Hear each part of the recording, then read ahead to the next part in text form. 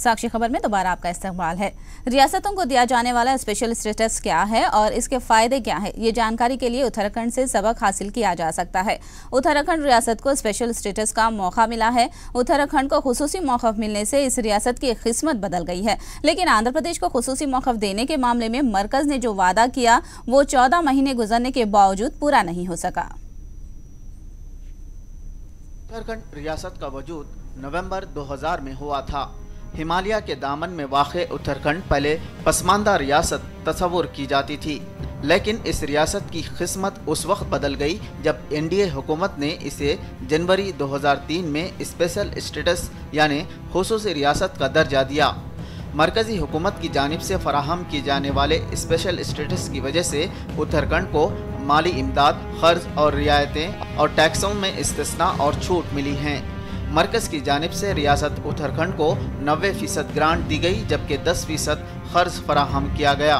Special category status అంటే ఏంటంటే 90% grant and 10% loan ఉంటుంది. 90% గ్రాంట్ అంటే కేంద్ర ప్రభుత్వం అది గ్రాంట్గా ఇస్తుంది. ఏదైనా ప్రాజెక్ట్ 100 రూపాయలు అనుకోండి, దానికి 90 రూపాయలు కేంద్ర ప్రభుత్వం ఇస్తుంది. ఆ స్టేట్ గవర్నమెంట్కి 10% లోన్గా ఇస్తుంది. ఆ 10 రూపాయలు ఇచ్చేది కూడా లోన్గా ఇస్తుంది. దానివల్ల ఏంటంటే ఆర్థిక అభివృద్ధి తొందరగా జరుగుతుంది. उत्तराखंड को इनकम टैक्स में पहले 5 साल मुकम्मल छूट और बाद के 5 साल में 25 से 30% छूट दी गई।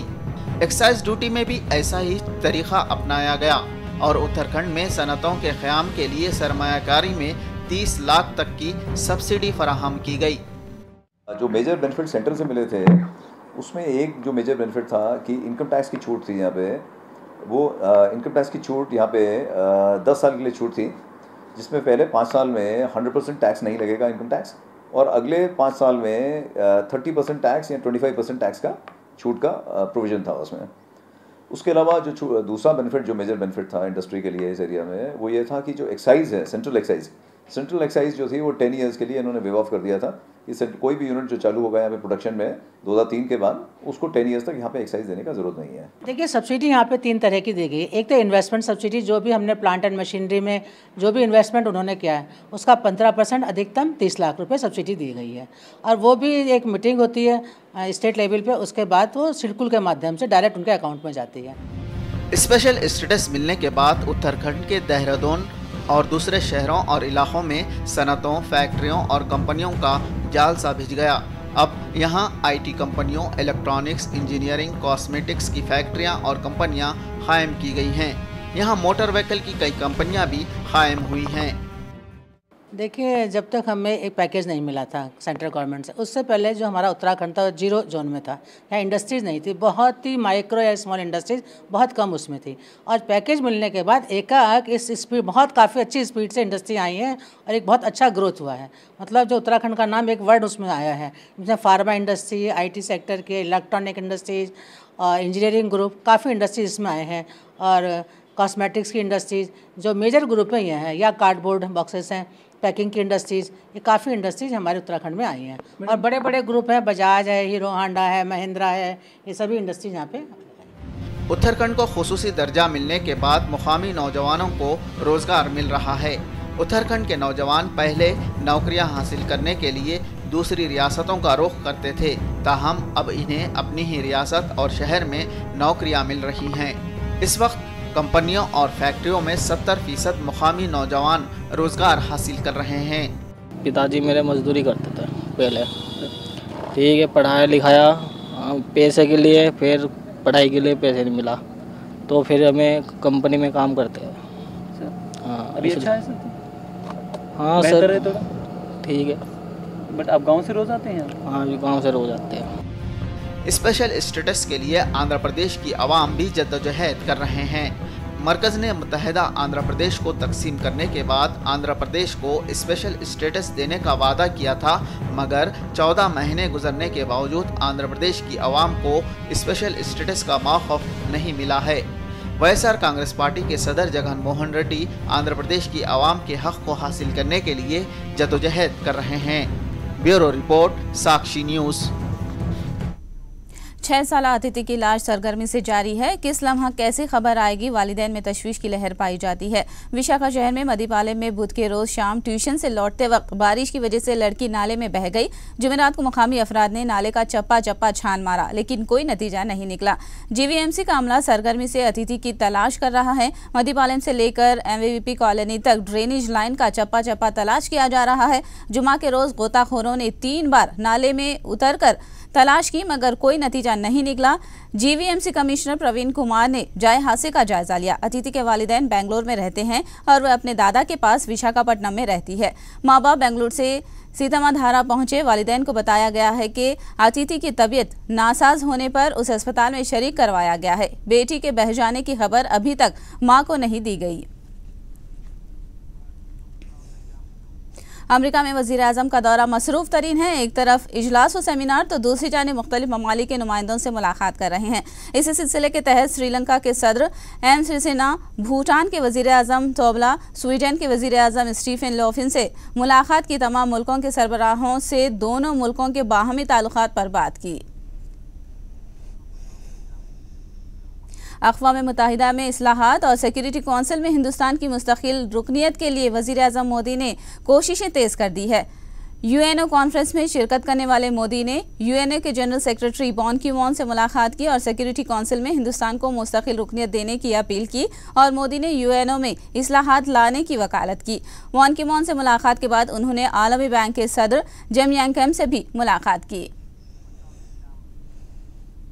वज़ीर आज़म नरेंद्र मोदी ने अक़वाम मुत्तहिदा की जनरल असम्बली से अपने खिताब में तरक्की और माहौलियात के मौजू पर भी तकरीर की। वज़ीर आज़म ने कहा कि हिंदुस्तान दुनिया की तरक्की में अपना हिस्सा अदा करेगा और वसाइल को तकसीम करेगा। उन्होंने याद दिलाया कि हिंदुस्तान तरक्की के लिए छोटे मुल्कों की मदद कर रहा है। माहौलियात पर तकरीर करते हुए मोदी ने कहा कि माहौलियात के मामले में तरक्की पज़ीर ममालिक की मज़म्मत नहीं की जा सकती है, क्योंकि ये ममालिक कम मकदार में कार्बन डाइऑक्साइड खारिज करते हैं।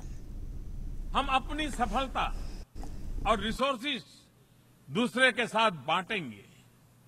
भारतीय परंपरा में पूरे विश्व को एक परिवार के रूप में देखा जाता है। आज भारत एशिया तथा अफ्रीका और प्रशांत महासागर से अटलांटिक महासागर में स्थित छोटे छोटे आइलैंड स्टेट्स के साथ डेवलपमेंट पार्टनर के रूप में अपने दायित्व को निर्वाह कर रहा है। सस्टेनेबल डेवलपमेंट सभी देशों के लिए राष्ट्रीय उत्तरदायित्व का विषय है। आज हम यहां संयुक्त राष्ट्र में इसलिए हैं क्योंकि हम सभी यह मानते हैं कि अंतर्राष्ट्रीय साझेदारी 5 रोज़ा मनासिक हज का आज इख्तिताम हो रहा है। हुजाज इकराम 10 जिलहज से 12 जिलहज की शाम तक रमी जमरात ब्रिज पर रोजाना शैतान को कंकरियां मारते हैं। 8 जिलहज को शुरू होने वाले मनासिक हज का आज आखिरी दिन है। अगर आज मगरिब तक कोई हाजी मीना में रह जाएं तो वो हुजाज इकराम कल शैतान को कंकरियां मार के मीना से रुखसत होते हैं। मनासिक हज की अदायगी के बाद हुजाज इकराम मदीना मुनव्वरा में 40 नमाजें अदा करते हैं।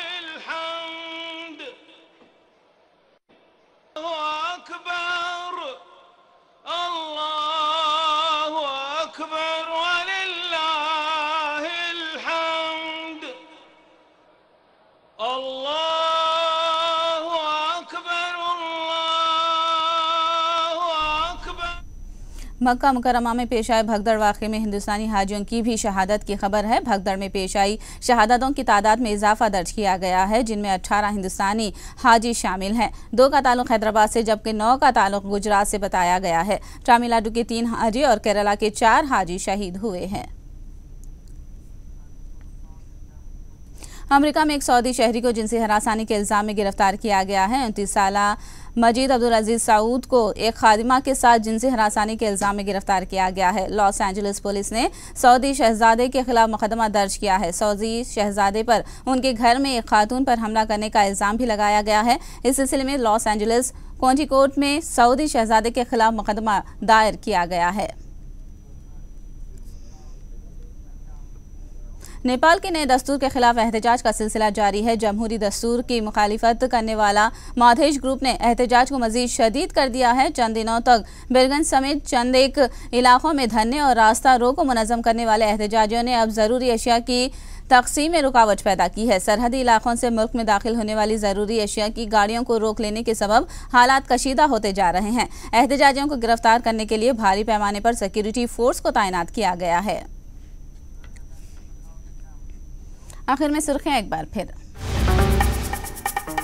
जगन 7 अक्टूबर को करेंगे आंध्र प्रदेश के खुसूसी मौका पर भूख हड़ताल। भूख हड़ताल गुंटूर में ही होगी।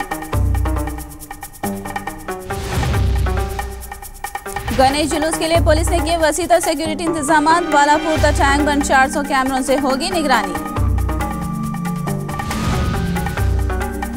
नारायणा तालीमी इदारों में होने वाली अमवात की अदालती जांच कराने की मांग। मुख्तलिफ अजला में हुए नारायणा कॉलेज के खिलाफ एहतजाज। मनासी के हज का हो रहा है इख्तिताम। मीना सानिह में 18 हिंदुस्तानियों के शहीद होने की तस्दीक।